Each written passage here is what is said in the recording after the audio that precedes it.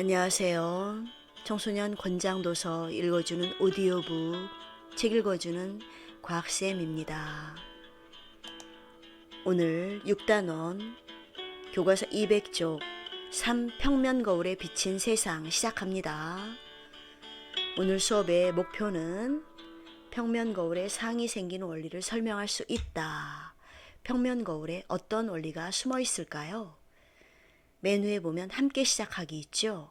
우리 같이 한번 생각해 보도록 합시다. 그림과 같이 평면 거울을 이용하면 사진을 찍는 사람까지 모두 나오는 단체 사진을 찍을 수 있다. 사진을 찍는 사람의 모습은 평면 거울에 비친 모습과 무엇이 다를지 생각해 보자. 여러분, 이런 단체 사진 찍어본 경험 있죠? 자, 이 그림에서, 이 사진에서 어떤 걸 발견했습니까? 평면 거울에 비친 모습은 오른쪽 눈을 내밀고 있지만 실제 모습은 왼쪽 눈을 내밀고 있죠. 또한 거울에 비친 모습은 셔터를 왼쪽으로 누르고 있지만 왼손으로 누르고 있지만 실제 모습은 오른손으로 누르고 있다는 걸 발견했을 겁니다. 거울은 지금 왼손, 오른손이 서로 반대죠. 여러분들 교과서 이런 식으로 정답 적으시고, 자, 그러면 평면 거울에 거울 앞에 물체를 두면 거울 속에서도 그 물체와 비슷한 모습을 볼 수 있죠. 물체와 닮은 모습을 물체의 상이라고 합니다. 자, 그렇다면 평면 거울에서는 어떤 모습의 상이 보일까요? 교과서 200쪽 밑에 보면 배움 활동이 있죠. CD 용기에 비친 상의 모습을 관찰하기.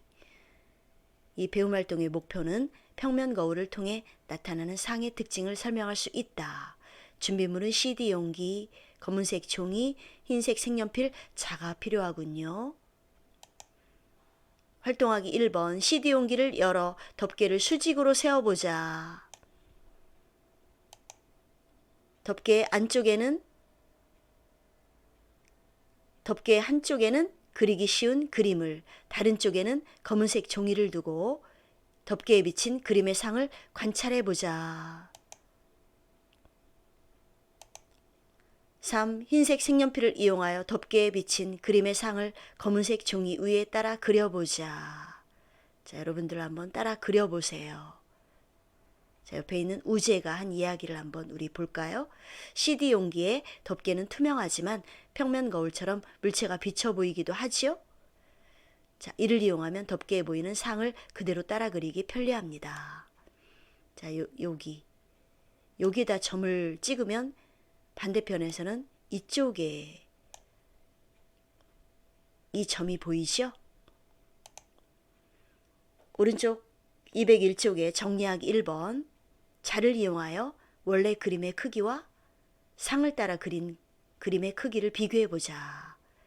자, 지금 보면 가로, 세로, 크기는 원래 그림과 상을 따라 그린 그림의 크기가 똑같지요. 그런데 다른 점 뭡니까? 크기는 같지만 다른 점은 서로 대칭이라는 거지요. 대칭, 좌우가 서로 바뀌었다는 겁니다. 자, 이런 식으로 여러분들 교과서에 정답을 적으세요. 같은 점은 크기가 같다. 다른 점은 수직으로 세운 덮개를 기준으로 대칭인 모습이다. 평면 거울에서는 물체와 거울면의 대칭인 위치에 따라 상이 생깁니다. 이때 상의 모습 역시 물체와 거울면의 대칭인 모습이며 상의 크기는 물체의 크기와 같습니다. 평면 거울에 이러한 상이 나타나는 까닭은 무엇일까요?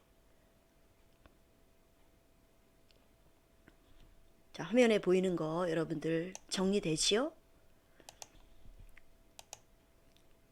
평면 거울에 상이 나타나는 까닭은 빛이 거울면에 반사하기 때문입니다. 먼저 물체에서 출발한 빛이 거울면에 반사된 후에 우리 눈으로 들어옵니다.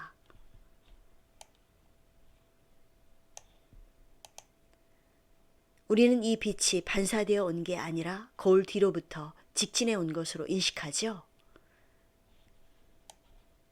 그러나 사실은 이 빛이 거울면에 반사된 후에 우리 눈으로 들어온 거죠.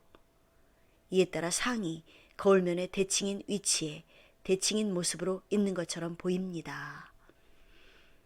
자, 이 화면을 보고 우리 한번 평면 거울에 상이 생기는 원리를 천천히 우리 같이 한번 생각해 봅시다. 광원에서 출발한 빛의 일부가 물체에 반사되죠.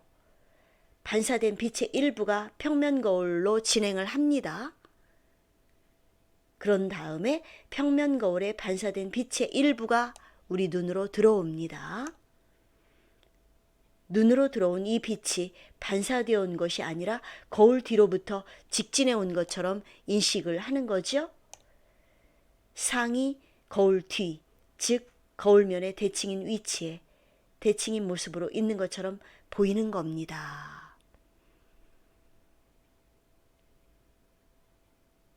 자, 이처럼 평면 거울에 나타난 상의 특징은 뭐지요?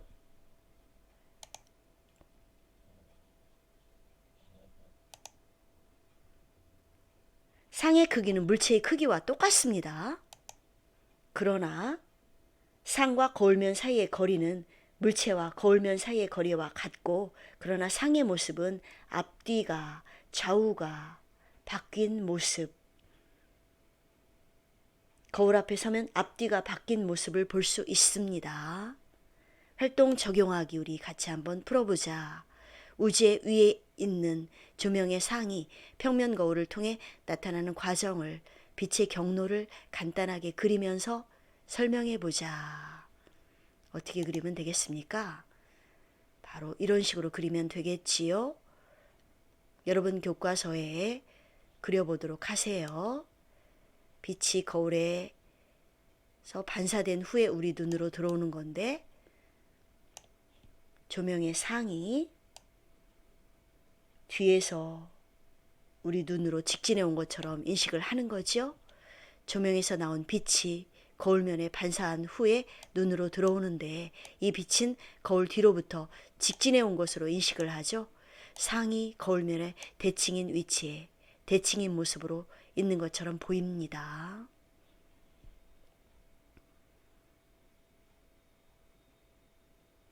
교과서에 정답 적어보도록 하세요. 적었습니까? 자, 그럼 반사의 법칙이 뭐지요? 우리 전 시간에 수업 시간에 간단히 얘기했는데, 반사면에 다다른 빛은 반사면에 수직인 선, 요게 바로 법선인데, 법선과 이루는 각이 서로 같도록 반사하는 거죠. 이게 입사각, 요게 반사각입니다. 반사의 법칙에 대해서 다시 한번 생각해 보도록 합시다. 자, 여기서 여러분들 왜 입사각과 반사각이 서로 같은지도 오늘 저녁에 집에서 혼자 공부할 때 검색해 보도록 하세요.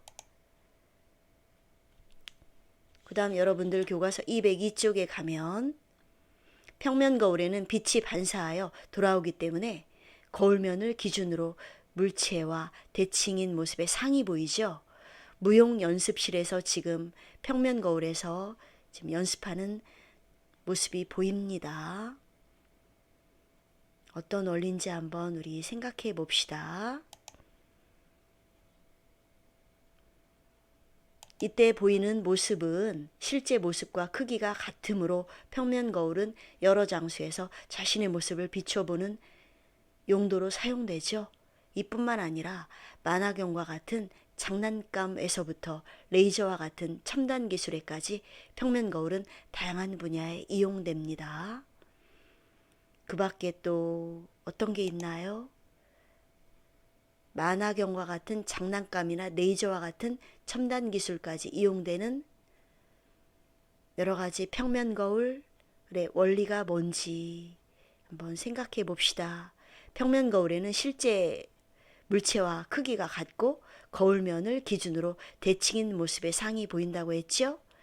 아까 봤던 무용 연습실, 욕실, 공중화장실, 미용실 등에서 자신의 모습을 비춰보는데 평면 거울을 이용합니다. 또한 평면 거울은 빛을 반사시켜 그 경로를 변화시킬 수 있죠.